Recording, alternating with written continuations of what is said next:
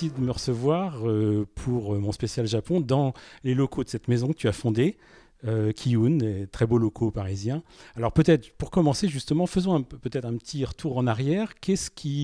Dans quelles circonstances tu as fondé Kiyun et quelle était l'intention de cette maison au départ? Dans quelles circonstances? C'est presque un incident.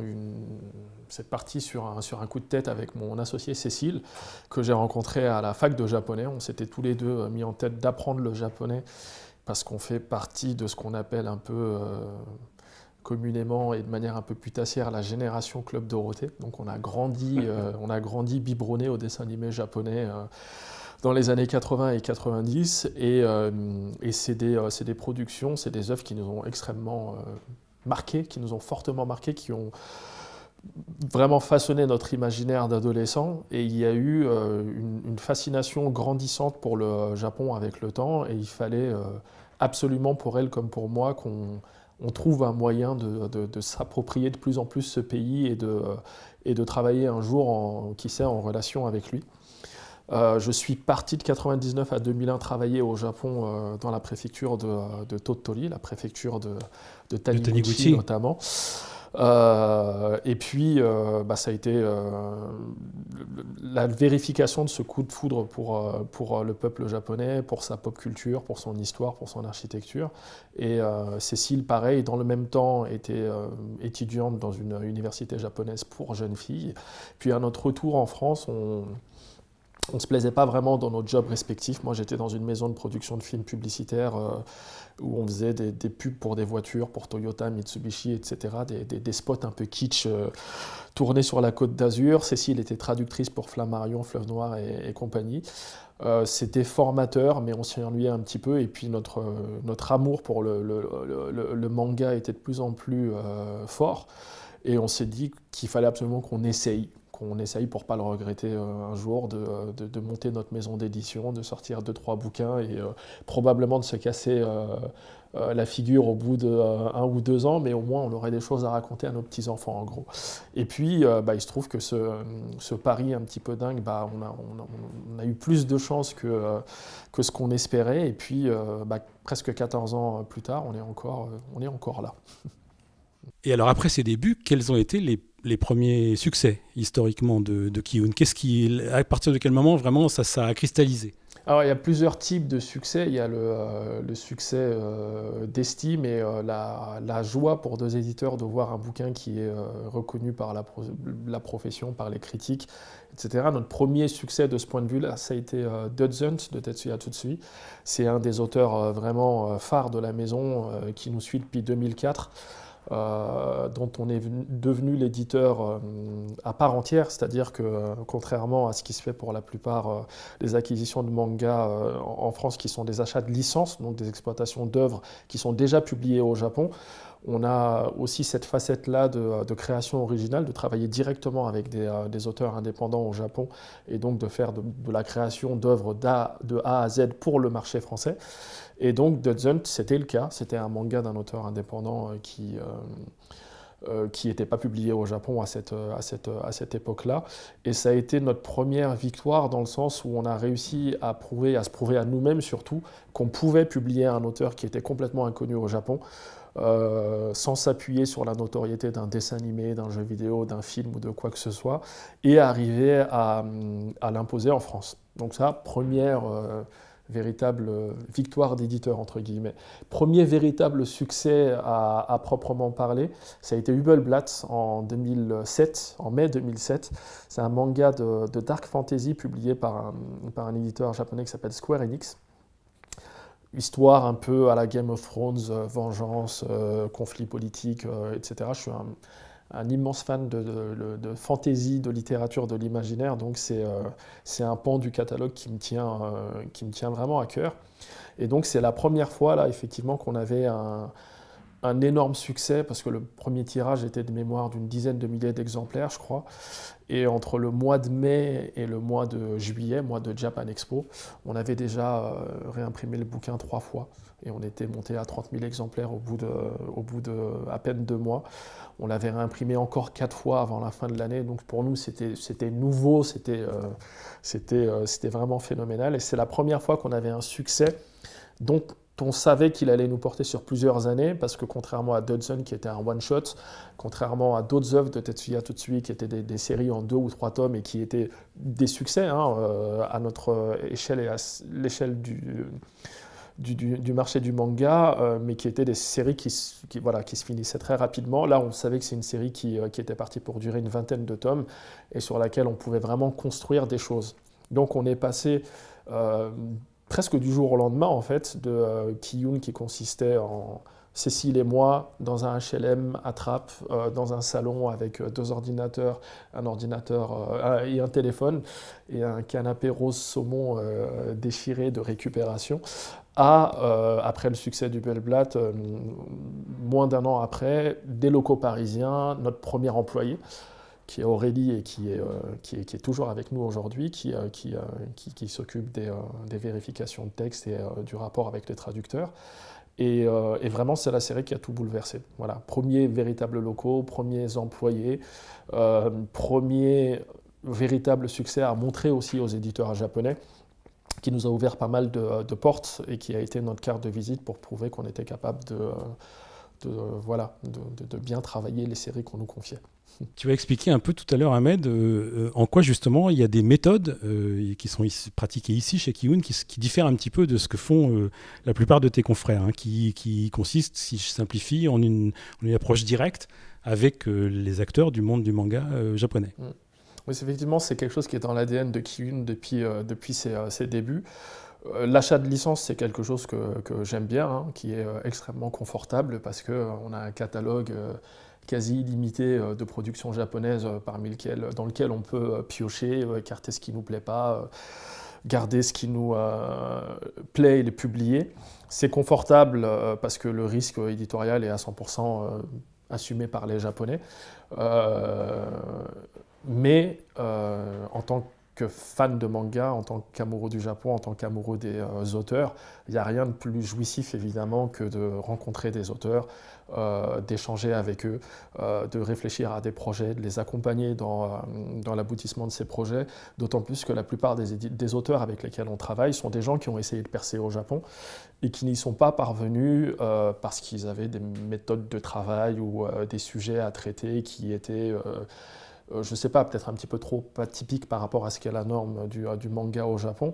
Donc on est très heureux dans ce rôle de récupérateur d'auteurs rejetés par le système en quelque sorte. Et puis l'offre est tellement importante au Japon. C'est-à-dire que, évidemment, le marché du manga est énorme au Japon, mais malgré tout, il y a énormément d'auteurs talentueux et très peu d'élus.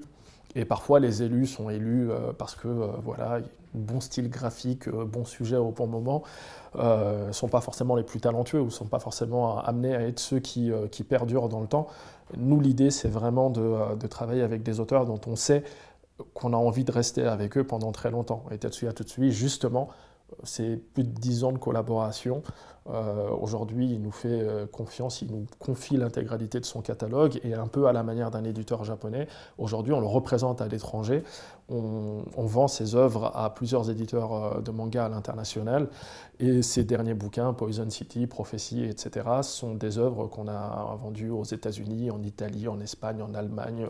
Bref, faire le travail que les éditeurs japonais font au Japon.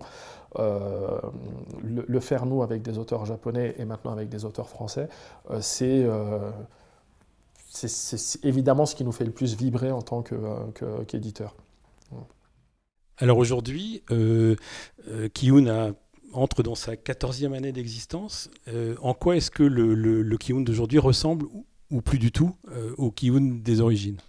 Alors j'ai envie de croire que l'esprit est le même, mais qu'on est juste plus nombreux. Kiyun, au départ, c'est une maison d'édition qui avait énormément de mal à travailler avec les éditeurs japonais, parce que alors on était jeunes, on était à peu près beaux, on sentait le sable chaud, on parlait japonais, Cécile et moi, mais on n'avait aucune idée de ce que c'était publier un bouquin. On a tout appris sur le tas. Quand on est allé proposer notre projet aux éditeurs japonais, tout le monde nous a répondu « Ok, pourquoi pas, mais revenez nous voir quand vous aurez publié votre premier bouquin et on verra si vous êtes sérieux ou pas. » C'est une réponse à laquelle on s'attendait et c'est pour ça que dès le départ, il y a eu ce caractère un petit peu schizophrène de faire à la fois du travail avec les éditeurs japonais et aussi un travail de construction avec des auteurs à proprement parler. Donc ça, c'est quelque chose qu'on a fait dès le départ de Ki-Youn, mais avec des moyens extrêmement limités, pour ne pas dire autre chose. Et c'est toujours présent, c'est ce qui constitue vraiment l'ossature de la maison d'édition, mais avec des moyens plus importants. Donc voilà, on est plus à l'aise, on est plus nombreux, mais l'esprit reste le même, ou du moins j'ai envie de croire que l'esprit reste le même. Alors j'aimerais bien qu'on élargisse un petit peu la focale et qu'on parle un peu du marché du manga. Dans une rencontre qui a eu lieu récemment à la Maison de la Culture du Japon, tu expliquais que, en public, que le marché du manga aujourd'hui en France, il est en mutation, il évolue. J'aimerais bien que tu détailles un petit peu quelles sont les évolutions que tu perçois et peut-être même est-ce que c'est des mutations très profondes.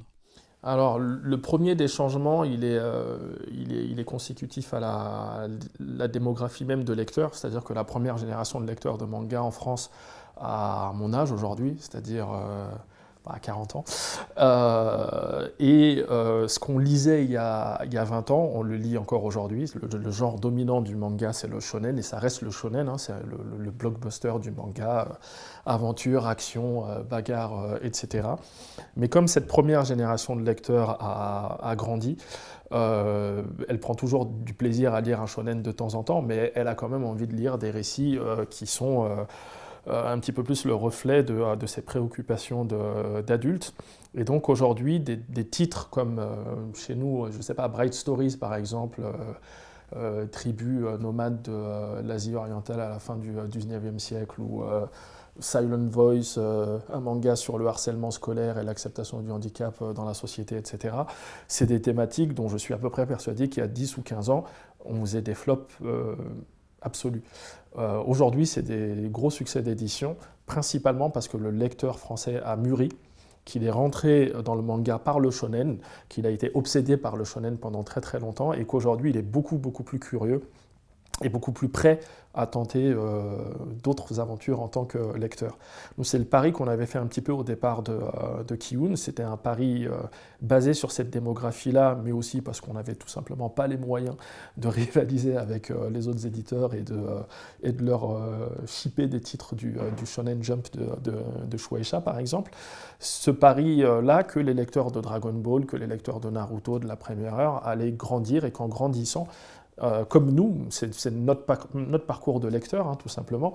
Les auteurs et les séries qu'on a découverts en allant au Japon à 23, 24, 25 ans, c'est celles qu'on avait envie de faire découvrir par la suite à cette future génération de lecteurs de seinen, donc de manga pour adultes, au sens cachère du terme, je précise. Alors tu as parlé des mutations d'aujourd'hui.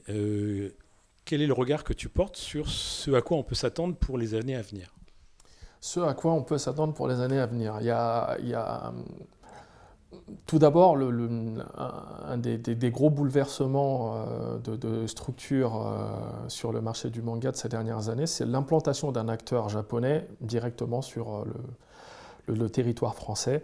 Un éditeur français qui s'appelle Kase a été racheté par les éditeurs japonais Shueisha et Shogakukan. Shueisha, juste très rapidement, c'est l'éditeur numéro 1 de bande dessinée dans le monde, hein, devant Marvel, DC, etc. C'est l'éditeur de Naruto, de One Piece, de Dragon Ball, de My Hero Academia chez nous, un géant de la bande dessinée.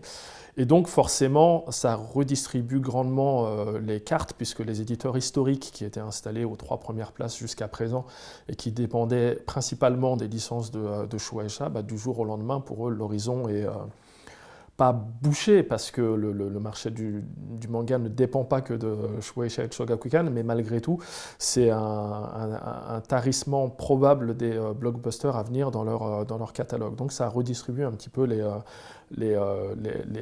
cartes au niveau des éditeurs français. Ça va probablement changer pas mal de choses aussi dans la manière de travailler le manga en France, puisque jusqu'ici, nous, on était assez limités en tant qu'éditeur de manga en France, dans le sens où on a le droit de publier la version française d'un ouvrage paru au Japon. C'est à peu près tout ce qu'on a le droit de faire. Les passerelles entre l'animé, le jeu vidéo, etc. nous sont fermées. Mais là, d'avoir un acteur cross-média qui s'installe sur le sol français, qui récupère un éditeur qui fait à la fois du papier et de l'image, et de la télévision et du merchandising, ça va peut-être changer la manière dont on travaille le manga en France, et peut-être qu'on sera beaucoup plus proche du modèle japonais, qui est le modèle vers lequel chez Kiyun on tend aussi. La force des éditeurs japonais, en quelque sorte, c'est que quand on impose une marque, ça commence par le papier, ça commence toujours par une rencontre avec un auteur de manga et des personnages, et très rapidement, on va avoir des couches successives qui vont se superposer. Il va y avoir le dessin animé, il va y avoir les goodies, il va y avoir le jeu vidéo, le cinéma, etc. Et chacune de ces couches va vraiment renforcer la marque. C'est une des raisons pour laquelle le manga est si puissant à l'international et si puissant en dehors de ses frontières. C'est quelque chose que les éditeurs de bande dessinée classique en France n'ont pas vraiment encore intégré dans leur manière de travailler. C'est-à-dire qu'aujourd'hui, un éditeur de BD, un Delcourt, un Glénat, un Média Participation, n'importe qui, c'est un éditeur de papier et ne se conçoit pas comme un éditeur de contenu. Et c'est là que les Japonais sont extrêmement forts. C'est que, évidemment, ils sont éditeurs de manga, de bande dessinée, mais c'est des éditeurs de contenu. Et leur mission principale, c'est de décliner ce contenu un maximum de manières possibles. Et c'est peut-être ce vers quoi tend le marché sur la prochaine décennie. C'est une des raisons aussi pour lesquelles nous, on est extrêmement intéressés par la création original avec des auteurs, c'est que quand on est l'éditeur vraiment à 100% d'un manga, d'un auteur, on peut approcher un producteur de cinéma et lui vendre des options, ce qu'on a déjà fait avec nos auteurs. On peut approcher un studio de dessin animé et lui proposer un projet, ce qu'on a déjà fait avec des œuvres de nos auteurs. Et c'est des possibilités extrêmement excitantes pour un éditeur qui ne sont pas permis avec l'achat de licence. Donc, peut-être que pour la prochaine décennie, c'est le changement principal, l'évolution principale qu'on va voir sur le marché du manga. Et je pense que c'est une évolution essentielle parce que, encore une fois, la force du manga, c'est ses univers, c'est ses personnages. Et c'est des univers et des personnages qui commencent sur le papier, mais qui ont vocation à dépasser, déborder des pages du manga. Alors pour terminer, un petit focus sur ce qui se passe aujourd'hui au sein du catalogue Kiyun, j'aimerais que tu expliques ce que tu as cherché à faire avec cette nouvelle collection qui est apparue récemment, qui s'appelle Kizuna. Alors oui, la collection Kizuna qu'on a lancée en mars de cette année, Kizuna en japonais, c'est un mot qui veut dire le lien.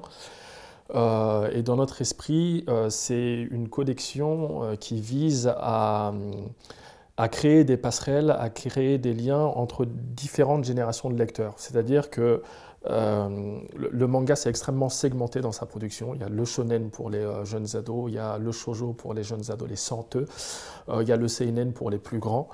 Et le problème, c'est que dans le catalogue de Kiyun, on a toujours eu depuis très longtemps des œuvres qui débordent assez largement de ces cadres-là et qui s'adressent à un public qu'en bande dessinée franco-belge, on appellerait celui des 7 à 77 ans, avec des œuvres très universelles et qui s'adressent vraiment à tous les membres d'une cellule familiale. C'est le cas de Bright Stories notamment, qui est une de mes plus grandes fiertés en tant qu'éditeur, un bouquin avec lequel on a gagné un prix à Angoulême en 2012, qui était le prix Intergénération. Le prix Intergénération, c'est un prix qui récompensait une bande dessinée qui s'adressait à toutes les générations de lecteurs. Et c'est une grande fierté parce que c'est ce qu'on on a un peu une revanche à prendre en tant qu'éditeur de manga. C'est-à-dire que moi, j'ai grandi avec cet amour pour l'animation japonaise, avec cet amour pour le manga japonais, mais pendant très longtemps, on nous a tapé dessus dans la presse, dans les médias, le manga, sexe et violence, débauche, perversion de la jeunesse française, etc. Et évidemment, si on cherche du cul et de la violence dans le manga, on peut en trouver, comme on peut en trouver en bande dessinée franco-belge, comme on peut en trouver au cinéma, en littérature. Mais le manga, c'est avant tout un mode d'expression. Et comme dans tout mode d'expression, il y a des dizaines de milliers de manières de faire passer des idées. Et en manga, il y a de la poésie, il y a de la... Il y a de la délicatesse, il y a des récits historiques, il y a des fresques humanistes, il y a dire je n'aime pas le manga, c'est un peu pour moi l'équivalent de dire je n'aime pas le cinéma, je n'aime pas la musique. C'est tellement large qu'on ne peut pas faire une affirmation aussi forte et aussi généraliste. Et du coup, dans mon esprit, il y a un manga pour tous les types de lecteurs. Et notre métier, notre mission, c'est de trouver quel type de manga mettre dans les mains de quel type de lecteur. Moi, je suis persuadé que je peux convertir le plus réfractaire des réfractaires au manga en ayant une discussion avec lui, en sachant ce qu'il aime au cinéma, ce qu'il aime en littérature, en musique, et lui mettre le bon bouquin dans les mains. Et quelque part, ce paradoxe-là, on est le deuxième pays le plus grand consommateur de manga dans le monde après le Japon. C'est un énorme succès, presque un phénomène de société. Mais le manga fonctionne énormément auprès de ses fans, auprès des jeunes. Et il y a très peu de lecteurs lambda qui se sentent concernés par le manga. Et du coup, pour en revenir à Kizuna, cette collection-là, justement, c'est une collection dans laquelle j'ai envie de mettre des titres dont je sais d'abord qu'ils peuvent passer des mains d'un gamin de 10 ans aux mains de sa grand-mère, de son père, de son oncle ou qui que ce soit. Et c'est aussi des titres qui s'adressent à des lecteurs qui, a priori, ne sont pas des professionnels du manga, ne sont pas des fans hardcore de manga, n'ont parfois même jamais lu de manga dans leur vie. Pour donner un exemple très simple, le premier titre de la collection, qui s'appelle Reine d'Égypte, raconte l'histoire de Hatshepsut, qui est la première véritable pharaon de l'histoire égyptienne. Une femme brillante, d'une grande intelligence, d'une grande finesse diplomatique, d'une grande habileté politique, qui va dépasser les lois et les règles de l'époque pour s'imposer comme pharaon, donc représentante des dieux sur Terre. C'est une thématique qui peut parler à n'importe quel lecteur. C'est l'Égypte, c'est la mythologie égyptienne, c'est un grand personnage historique. Pas besoin d'être fan ou connaisseur de manga pour apprécier ce genre de récit-là. Et bah, Kizuna, c'est un petit peu ça. C'est pour tous les types de lecteurs, c'est pour toute la famille. Et ça va être voilà, des récits avec une portée universelle très marquée. Et alors pour finir sur ce qui fait aussi l'actualité de Ki-hoon, j'aimerais qu'on dise un mot d'un autre pari que tu prends, qui est de mettre au travail sur des mangas des auteurs français et européens, et pas seulement des japonais. Alors oui, la création avec des Français, c'est quelque chose qui devait arriver un jour, hein, de toute façon. C'est pareil, je parlais tout à l'heure d'évolution démographique du lectorat. De la même manière, il y a toute une génération d'auteurs qui, comme moi, ont grandi avec Katsuhiro Otomo, avec Saint Seiya, avec d'autres choses comme ça, et qui ont été marqués, qui ont été marqués fortement par ces œuvres-là. Par la narration, par le graphisme, par le découpage. On avait toute une série de projets qu'on recevait qui se déroulaient au Japon avec des personnages japonais dans un établissement scolaire japonais. Il s'appelait Kensuke Akane. Bref, ça rimait pas à grand-chose. On était vraiment dans le fanzine plus que dans la production artistique à proprement parler. Et puis, naturellement, au fur et à mesure des années, au fur et à mesure du temps, on a reçu des projets qui étaient de plus en plus aboutis dans la forme, mais aussi dans le fond. On a vraiment senti que les auteurs français avaient digéré les codes et qu'ils étaient prêts à raconter leurs propres histoires. Et c'est très naturellement qu'en 2014, on a lancé notre premier tremplin manga notre premier concours pour dénicher les futurs perles du manga français de demain. Et c'est un concours qui se tient annuellement et à la clé une prime de 5 000 € et un contrat de publication chez nous. Et c'est un concours voilà, qu'on tient tous les ans et sur lequel on parie vraiment sur le long terme. C'est pas vraiment, on n'a pas inventé le fil à couper le beurre, hein. C'était une évidence, ça allait venir à un moment. Il y a tellement de gens qui ont été marqués, même en dehors de la bande dessinée. Il y a des réalisateurs de cinéma, il y a les Wachowski, il y a Guillermo del Toro, il y a Tarantino, il y a des musiciens comme Daft Punk, il y a des créateurs de mode, il y a tellement de gens qui ont été marqués par l'imagerie japonaise qu'évidemment, il fallait que ça se retrouve chez nous d'une manière ou d'une autre, comme les rappeurs français ont imité leurs grands frères américains, etc., etc. Voilà. Et qui sait, peut-être que demain, l'avenir du manga, c'est peut-être aussi ces auteurs étrangers, pas seulement français, mais étrangers, coréens, chinois, américains, indonésiens, qui ont grandi avec ces influences-là, qui les ont digérées et qui vont raconter de nouvelles histoires, là où justement au Japon, pendant pas mal de temps, on a été un petit peu dans une impasse au niveau du renouvellement des idées et des schémas narratifs. Moi, je suis sûr que c'est ce qui va se produire. Merci beaucoup, Ahmed, de cet entretien très riche. Et puis, je te dis pas bonne chance parce que je sais que ça va bien se passer. On en a toujours besoin. Pourvu que ça continue. Merci beaucoup.